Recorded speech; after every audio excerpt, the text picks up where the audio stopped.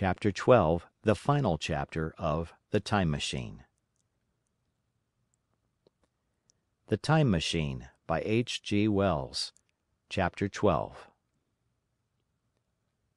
So I came back. For a long time I must have been insensible upon the machine. The blinking succession of the days and nights was resumed. The sun got golden again, the sky blue. I breathed with greater freedom. The fluctuating contours of the land ebbed and flowed. The hands spun backward upon the dials. At last I saw again the dim shadows of houses, the evidences of decadent humanity. These, too, changed and passed, and others came. Presently, when the million dial was at 0, I slackened speed. I began to recognize our own petty and familiar architecture. The thousand's hand ran back to the starting point. The night and day flapped slower and slower. Then the old walls of the laboratory came round me. Very gently now, I slowed the mechanism down. I saw one little thing that seemed odd to me. I think I have told you that when I set out, before my velocity became very high, Mrs. Watchett had walked across the room, travelling, as it seemed to me, like a rocket. As I returned, I passed again across that minute when she traversed the laboratory, but now her every motion appeared to be the exact inversion of her previous ones. The door at the lower end opened, and she glided quietly up the laboratory, back foremost, and disappeared behind the door by which she had previously entered. Just before that, I seemed to see Hillier for a moment, but he passed like a flash. Then I stopped the machine and saw about me again the old familiar laboratory, my tools, my appliances, just as I had left them. I got off the thing very shakily, and sat down upon my bench. For several minutes I trembled violently. Then I became calmer. Around me was my old workshop again, exactly as it had been. I might have slept there, and the whole thing have been a dream. And yet, not exactly. The thing had started from the southeast corner of the laboratory. It had come to rest again in the northwest, against the wall where you saw it. That gives you the exact distance from my little lawn to the pedestal of the White Sphinx, into which the Morlocks had carried my machine. For a time my brain went stagnant. Presently I got up and came through the passage here, limping, because my heel was still painful, and feeling sorely begrimed. I saw the Pall Mall Gazette on the table by the door. I found the date was indeed today, and looking at the timepiece, saw the hour was almost 8 o'clock. I heard your voices and the clatter of plates. I hesitated. I felt so sick and weak. Then I sniffed good wholesome meat, and opened the door on you. You know the rest. I washed and dined, and now I am telling you the story. I know, he said after a pause, that all this will be absolutely incredible to you. To me the one incredible thing is that I am here tonight in this old familiar room looking into your friendly faces and telling you these strange adventures. He looked at the medical man. No, I cannot expect you to believe it. Take it as a lie, or a prophecy. Say I dreamed it in the workshop. Consider I have been speculating upon the destinies of our race until I have hatched this fiction. Treat my assertion of its truth as a mere stroke of art to enhance its interest. And taking it as a story, what do you think of it?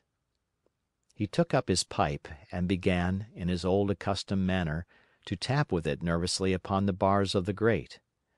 There was a momentary stillness. Then chairs began to creak and shoes to scrape upon the carpet. I took my eyes off the time traveller's face and looked round at his audience. They were in the dark, and little spots of colour swam before them. The medical man seemed absorbed in the contemplation of our host. The editor was looking hard at the end of his cigar, the sixth. The journalist fumbled for his watch. The others, as far as I remember, were motionless. The editor stood up with a sigh. "What a pity it is you're not a writer of stories," he said, putting his hand on the time traveller's shoulder. You don't believe it? Well, I thought not. The Time Traveler turned to us. "Where are the matches?" he said. He lit one and spoke over his pipe, puffing. "To tell you the truth, I hardly believe it myself. And yet—" His eye fell with a mute inquiry upon the withered white flowers upon the little table. Then he turned over the hand holding his pipe, and I saw he was looking at some half-healed scars on his knuckles. The medical man rose, came to the lamp and examined the flowers. "The gymnasium's odd," he said. The Psychologist leant forward to see, holding out his hand for a specimen. "I'm hanged if it isn't 1:15," said the Journalist. "How shall we get home?" "Plenty of cabs at the station," said the Psychologist. "It's a curious thing," said the Medical Man, "but I certainly don't know the natural order of these flowers. May I have them?" The Time Traveler hesitated. Then suddenly, "Certainly not." "Where did you really get them?" said the Medical Man. The Time Traveler put his hand to his head. He spoke like one who was trying to keep hold of an idea that eluded him. "They were put into my pocket by Weena, when I traveled into time."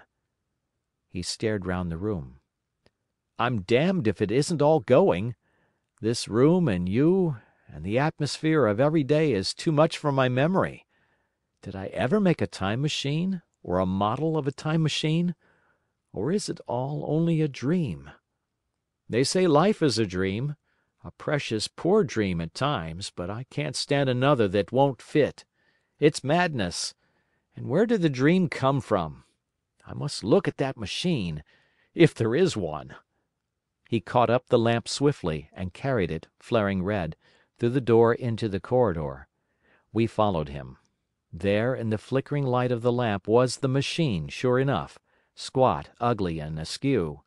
A thing of brass, ebony, ivory, and translucent glimmering quartz. Solid to the touch, for I put out my hand and felt the rail of it, and with brown spots and smears upon the ivory, and bits of grass and moss upon the lower parts, and one rail bent awry. The Time Traveler put the lamp down on the bench, and ran his hand along the damaged rail. "It's all right now," he said. "The story I told you was true. I'm sorry to have brought you out here in the cold." He took up the lamp, and, in an absolute silence, we returned to the smoking room.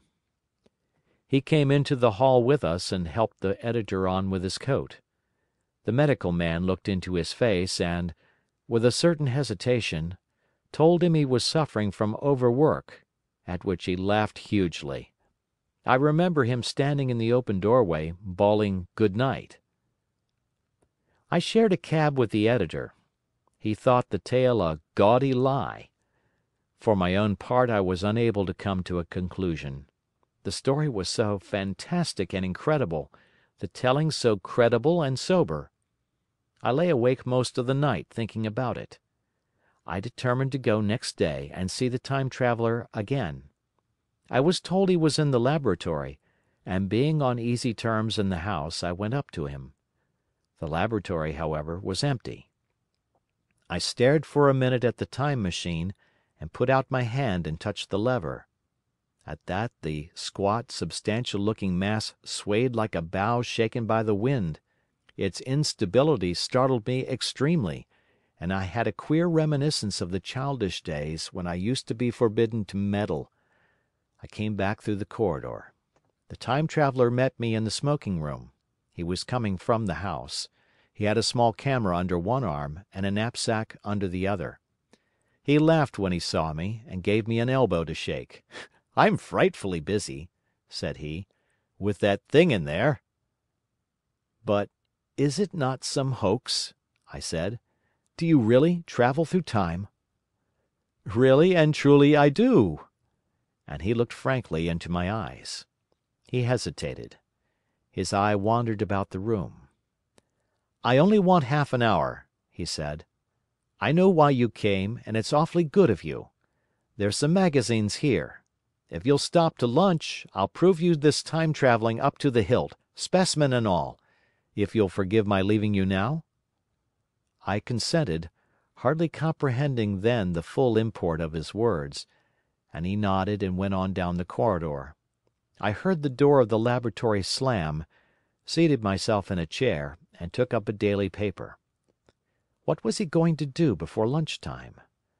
Then suddenly I was reminded by an advertisement that I had promised to meet Richardson, the publisher, at 2. I looked at my watch, and saw that I could barely save that engagement. I got up and went down the passage to tell the Time Traveller.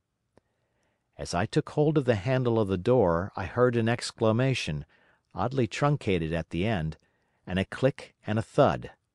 A gust of air whirled round me as I opened the door, and from within came the sound of broken glass falling on the floor.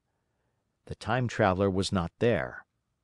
I seemed to see a ghostly, indistinct figure sitting in a whirling mass of black and brass for a moment, a figure so transparent that the bench behind with its sheets of drawings was absolutely distinct. But this phantasm vanished as I rubbed my eyes. The Time Machine had gone. Save for a subsiding stir of dust, the further end of the laboratory was empty. A pane of the skylight had, apparently, just been blown in. I felt an unreasonable amazement. I knew that something strange had happened, and for the moment could not distinguish what the strange thing might be. As I stood staring, the door into the garden opened, and the manservant appeared. We looked at each other. Then ideas began to come. "Has Mr. X gone out that way?" said I. "No, sir. No one has come out this way. I was expecting to find him here." At that I understood. At the risk of disappointing Richardson, I stayed on, waiting for the Time Traveller. Waiting for the second, perhaps still stranger story, and the specimens and photographs he would bring with him. But I am beginning now to fear that I must wait a lifetime. The Time Traveller vanished 3 years ago, and as everyone knows now, he has never returned. Epilogue. One cannot choose but wonder. Will he ever return? It may be that he swept back into the past and fell among the blood-drinking, hairy savages of the age of unpolished stone, into the abysses of the Cretaceous Sea, or among the grotesque saurians, the huge reptilian brutes of the Jurassic times. He may even now, if I may use the phrase, be wandering on some plesiosaurus-haunted oolitic coral reef, or beside the lowly saline lakes of the Triassic age. Or did he go forward, into one of the nearer ages, in which men are still men, but with the riddles of our own time answered, and its wearisome problems solved? Into the manhood of the race? For I, for my own part, cannot think that these latter days of weak experiment, fragmentary theory, and mutual discord are indeed man's culminating time. I say, for my own part. He, I know, for the question had been discussed among us long before the Time Machine was made, thought but cheerlessly of the advancement of mankind, and saw in the growing pile of civilization only a foolish heaping that must inevitably fall back upon and destroy its makers in the end. If that is so, it remains for us to live as though it were not so. But to me the future is still black and blank, is a vast ignorance, lit at a few casual places by the memory of his story, and I have by me, for my comfort, 2 strange white flowers, shriveled now, and brown and flat and brittle, to witness that even when mind and strength had gone, gratitude and a mutual tenderness still lived on in the heart of man. That is the end of The Time Machine by H. G. Wells. Thank you for listening.